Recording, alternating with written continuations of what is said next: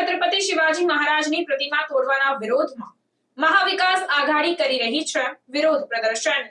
મહારાષ્ટ્રના કોલ્હાપુરમાં છત્રપતિ શિવાજી મહારાજની પ્રતિમા તોડવાના વિરોધમાં મહાવિકાસ આઘાડી રવિવારે મુંબઈમાં વિરોધ પ્રદર્શન કરી રહી છે। મહાવિકાસ આઘાડીએ વિરોધ પ્રદર્શનનું નામ જોડો મારો એટલે કે જૂતા મારો રાખ્યું છે।